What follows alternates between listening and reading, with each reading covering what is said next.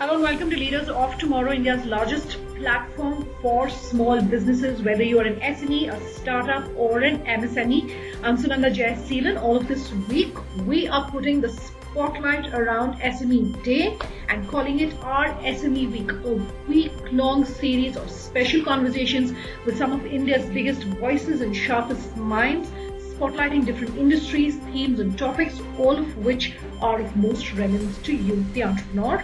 Today, I want to welcome in a very special guest, Sunil Kataria. He's CEO, India and SAARC, Godrej Consumer Products Limited.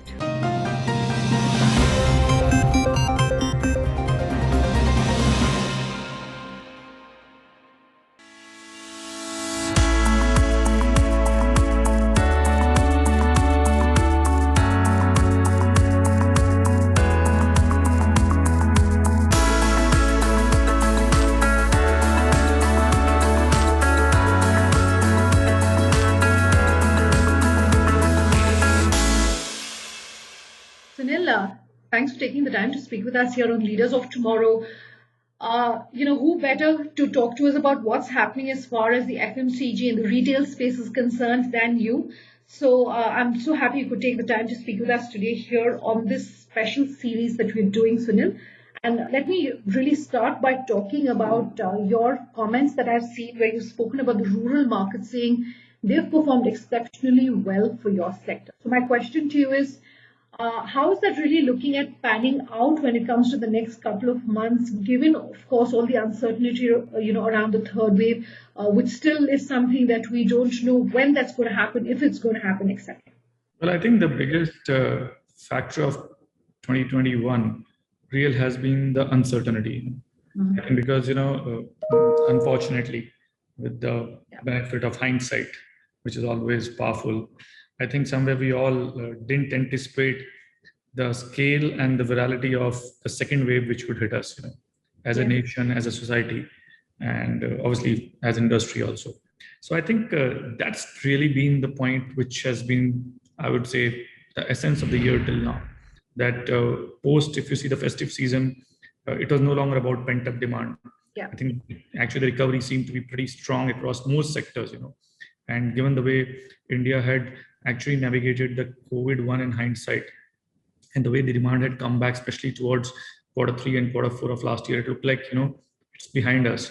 But yeah, I think we missed one trick definitely, that while the rest of the world was definitely seeing waves 2 happening, and waves 2 were more intense than wave 1, I think we let our guard down. So I think I think uncertainty caused by a wave 2 and that whole feeling of, we missed being careful, I guess.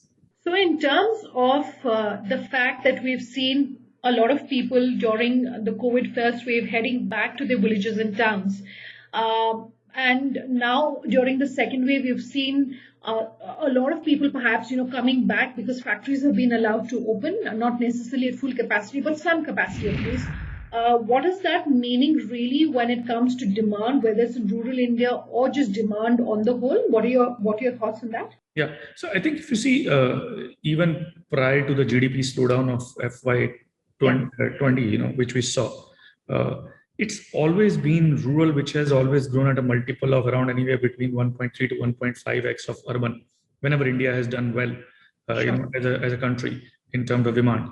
And in fact, if you remember in that period, the rural which really crashed and which led to the great GDP slowdown of FY20. Even last year, the second half, when we saw the demand coming back post-COVID wave 1, it was rural which really, really led with a multiplier.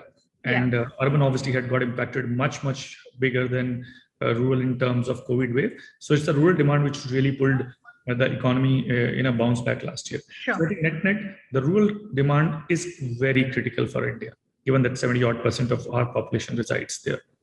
Now, this year, I think in the budget, which one thing was very, very strong was the kind of rural impetus which was provided in terms of, infrastructure support as well as demand generation funds, especially things like, the extra increase 40,000 odd crore money towards, MNREGA.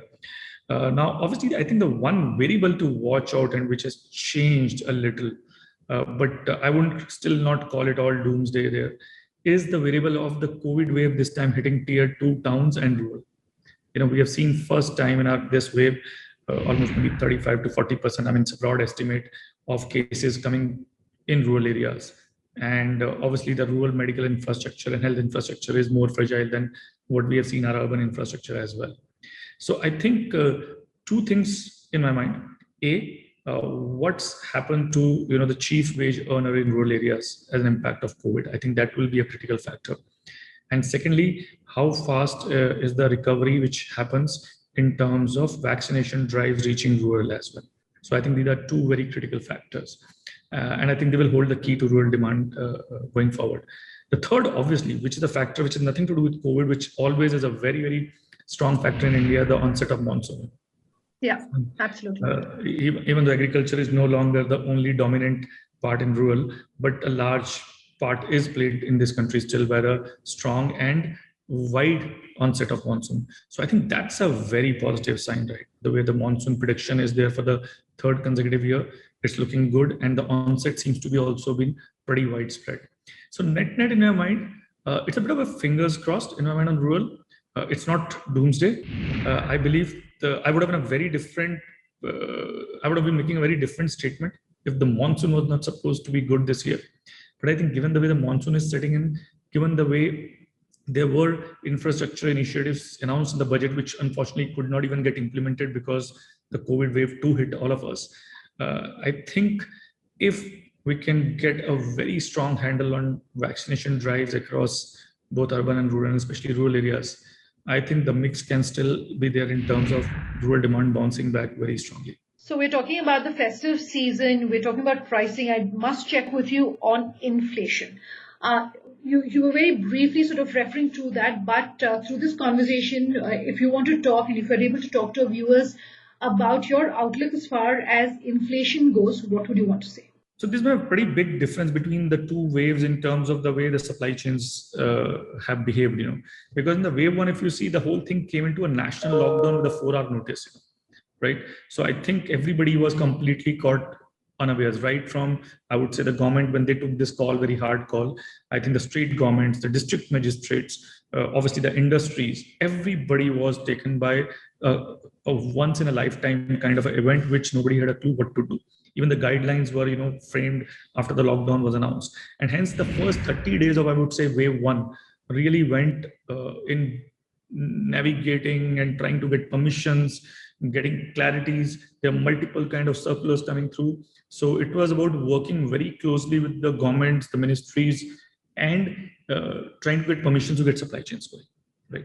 That was a big struggle, I would say, the March-April period of last year. One challenge also that are happening, to be fair to the governments and especially the district magistrates on the ground, they were tasked with the clear number one priority of making sure that the lockdown is implemented fully, right? So even though instructions were coming, in different pieces from the various government authorities, a lot of calls were happening on the ground at the last mile. And hence, I think the first wave was about navigating the last mile, working with authorities to get supply chain going. And hence we saw supply chain disruptions in this country in FMCG were pretty tough during the April of last year, before it kind of smoothed out, the governments got their act together, etc. Wave 2 has been a very different story. I think the wave 2, the governments and the industries both have already learned their lessons from the previous wave.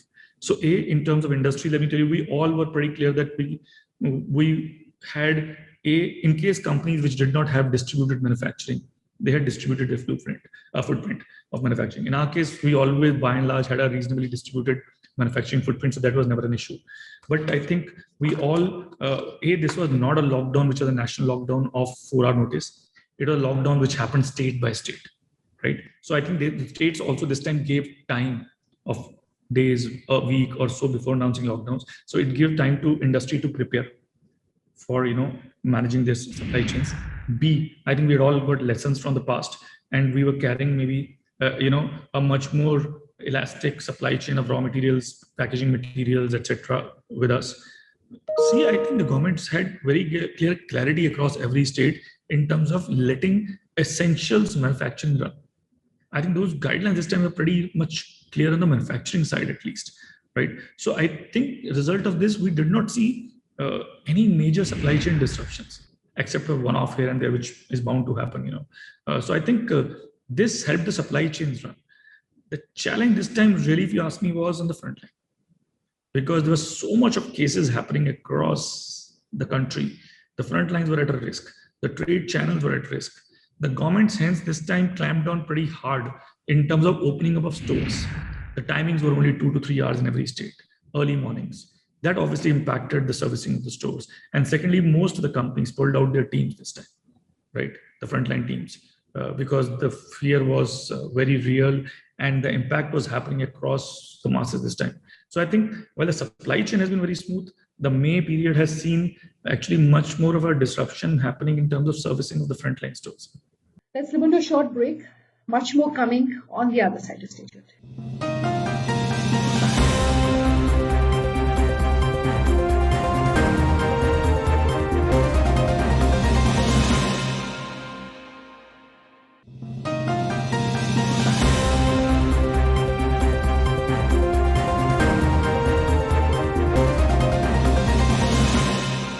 Welcome back. You're with us here on Leaders of Tomorrow. All of this week, we're putting the spotlight around SMEs and MSMEs, bringing you a series of special conversations around World SME Day.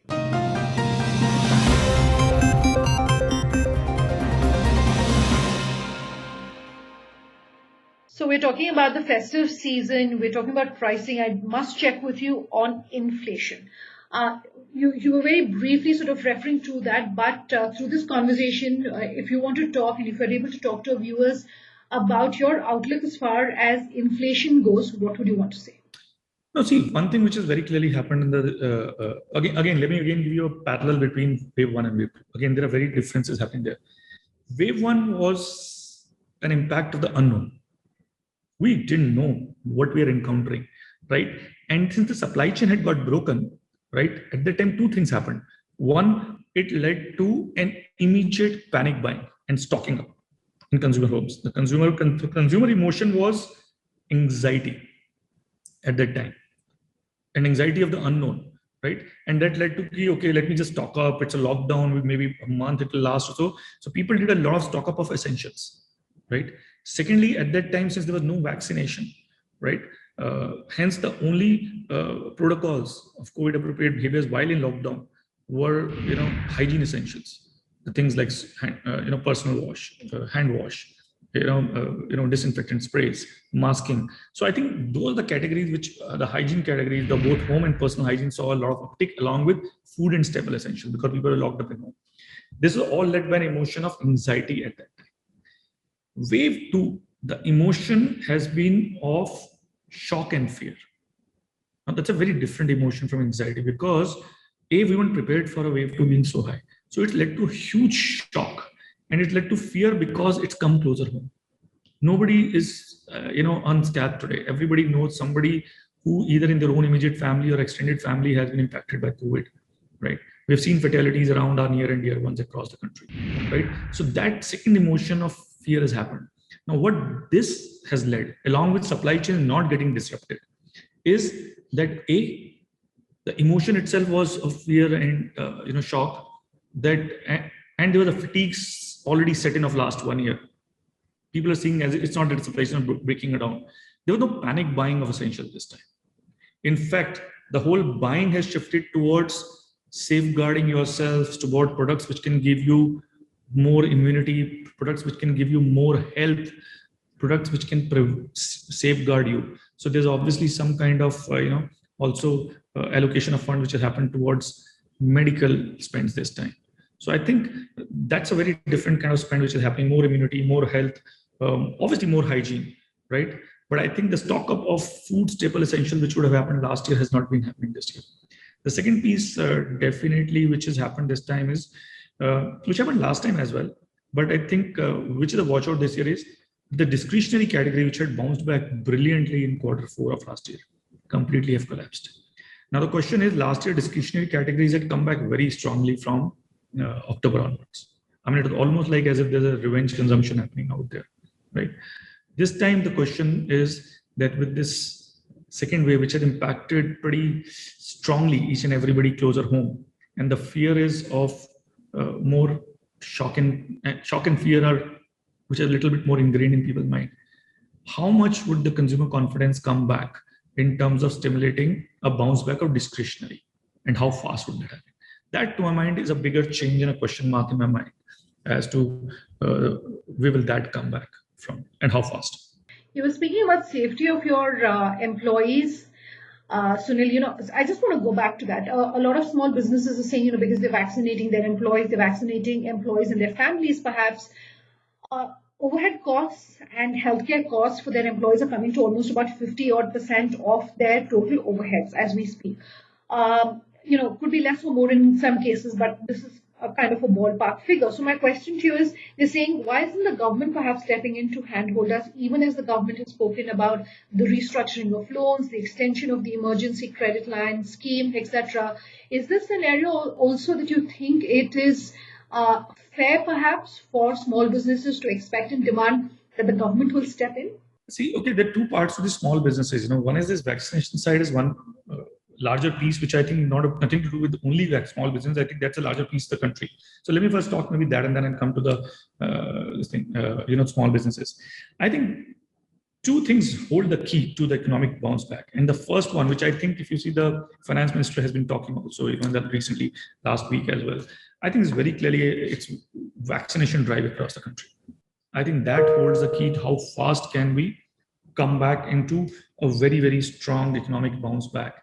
And while obviously the last 2 months have been a struggle in terms of vaccination, as we have seen across the country, I think it's very important for us to see that if we can get a large part of our population, vaccinated over the next 4 to 5 months. I think that's a very important key. And as I said, it's not only in urban, it is equally important to do it in rural, because, rural in any case suffers from, various kind of inequalities. The last thing we can afford right now is a vaccine inequality in terms of rollout, right?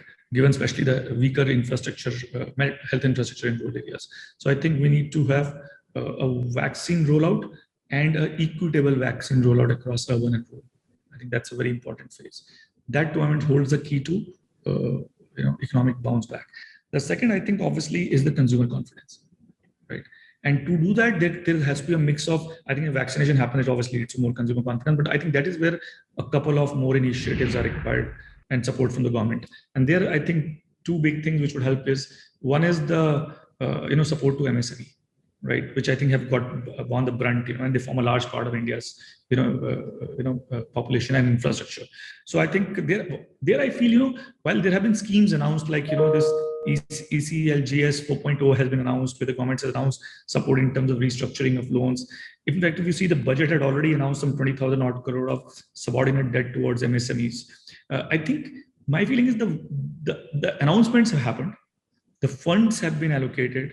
I think the key is how do we make the dispersal of this to MSMEs smoother, and how do they reach their hands? Because there's too much of this paperwork, compliances, etc., which are involved in this, and that really, in these pandemic times when these guys are already struggling, puts the a blockage in terms of the funds reaching them. So I think that ease of doing business, how do we smoothen out the licensing, the compliances, the dispersal of funds, I think is a very important. So, last question, small businesses are obviously competing for the same share of pie as a business like yourself. Now, even as we're looking at normalcy, whatever that might look like, coming back in the next couple of months, businesses like yours are going to be putting your muscle power into ensuring that whatever, is the increase in demand or lost market share, etc., you're going to be going all guns blazing to capture that market and that demand. How does the small business then compete with you, compete effectively with you? Any advice you want to give us? See, it's not that small businesses don't do well. They've always survived very well in this segment. And, I, in fact, always tell my teams, that I'm not so worried about fighting only the large competitors. I think, in fact, I think as large players, we are pretty good at knowing each other's strengths and weaknesses, and we know how to take each other on. In fact, I think the ones who can bring the biggest surprise are the smaller players, or what I would like to call the challengers, And I think my advice to them would be play to your strengths. Finally, this has been a very big hiccup, obviously, for everybody. It's not only for them; it's obviously with larger players, and obviously understanding that they have got hit harder given their resources crunch, etc. But I would say treat this as a hiccup which hopefully will go away in another 6 months' time, In the meantime, advice number one would be conserve cash, cost and cash. I think this would be conserve cash. Second would be keep a tight leash on your cost. That's true for all of us, especially in these inflationary times. I think these are two things that you need to conserve very well. And in these maybe next 6 months or so, till economy hopefully comes back much more strongly. The third would be one of the hallmarks of the small scale businesses has been very strong knowledge of the local markets. I mean, they play obviously in smaller areas and regional areas, but the way they understand the regional markets, they understand the regional consumers, customers, and the way they have always been very nimble in servicing them, I think that's a very big strength. They need to make sure that that piece of their remains intact, because that regional understanding, that agility is their strength. So I would say make sure that that's something which you double down on. All right, Sunil, such a pleasure having you on the show. Completely out of time on this special conversation with Sunil Kataria of the Godrej Group. As always, we love hearing from you. If you have any feedback, do let us know. Our details coming up on your screens as well. Thanks for watching. Have a good night.